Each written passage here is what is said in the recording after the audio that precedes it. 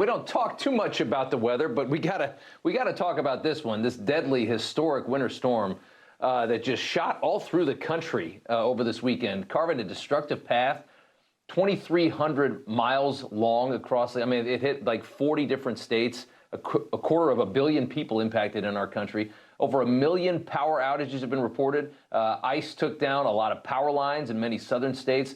There have been at least 25 deaths reported from this monster storm. Southeastern states, Tennessee, Louisiana, Mississippi. This thing got way far south, all hit with hundreds of thousands of outages from high winds, heavy snowfall, freezing rain, cold temperatures. This is actually video from my house. Look at how high the snow was, the drift up against the door. I got snowed in pretty good here.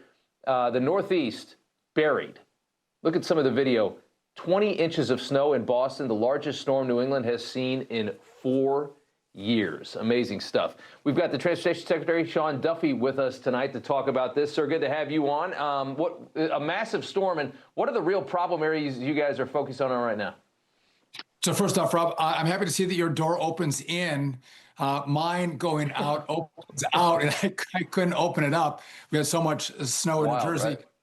Yes, well, so, we're tracking all modes of transportation, but first FAA, we see over 5,000 cancellations, 18,000 delays today. Yesterday was the worst day of cancellations and delays since March of 2020 when we had the COVID shutdown. So yesterday was significant. Today is better.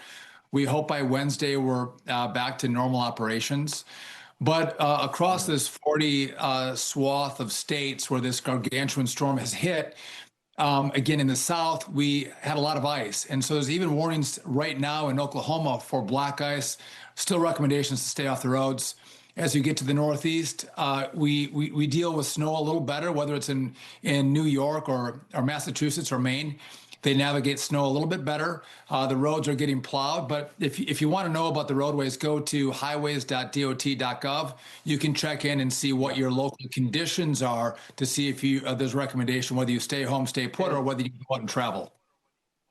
Right. I mean, and tell us a little bit about the trees, the ice-covered trees. There was exploding trees. You had power lines. I mean, the power of ice. I mean, when you dump an inch of ice onto everything, the weight of that is just devastating. And I think that happened in a lot of the mid-states and along the Atlantic and Tennessee, places like that, North Carolina. Talk about that.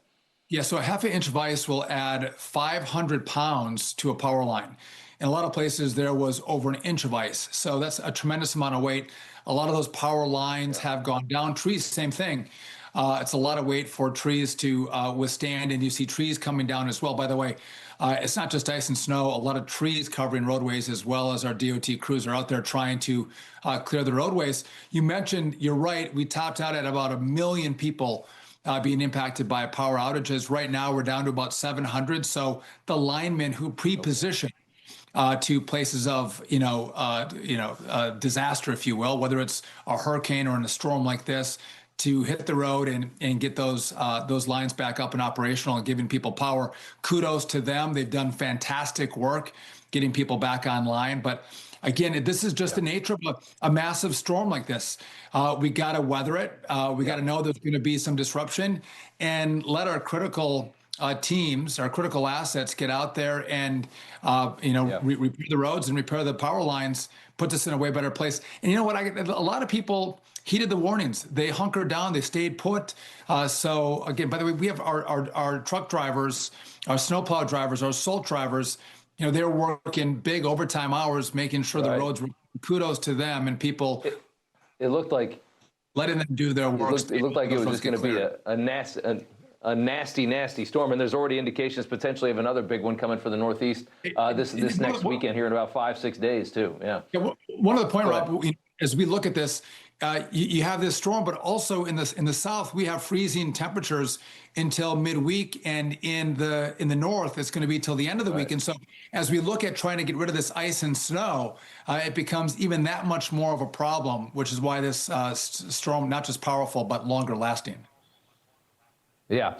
In December, I want to get to just Minnesota with you just for a second here, because it's kind of the epicenter of all the news in this country right now outside of weather news. In December, DOT, under you, found through an audit that a third of non-domiciled commercial driver's licenses were issued illegally in this state of Minnesota, which we have found to be just a very corrupt, very fraud-ridden state. Wanted to ask if that investigation is still going on tonight, as Minnesota is kind of under the radar here.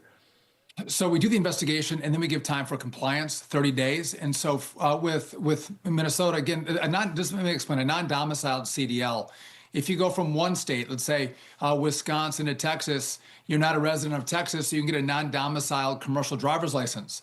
As the left does, they've contorted this law and now have allowed illegals to come into the country and get a non-domiciled CDL. So we see individuals who are not qualified to get a commercial driver's license, a third of them getting licenses in Minnesota.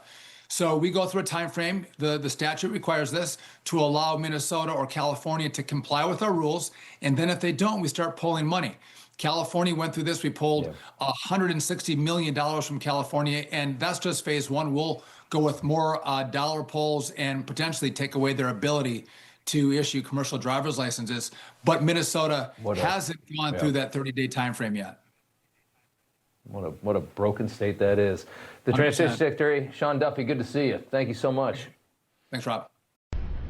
You know, everybody's reporting the same stories, the same spin. You turn the channel, it's always the same. But not us. We're different. We report the real news. No spin, just the facts. Turn to us, and you won't turn back. Tune in to Rob Schmitt Tonight on Newsmax.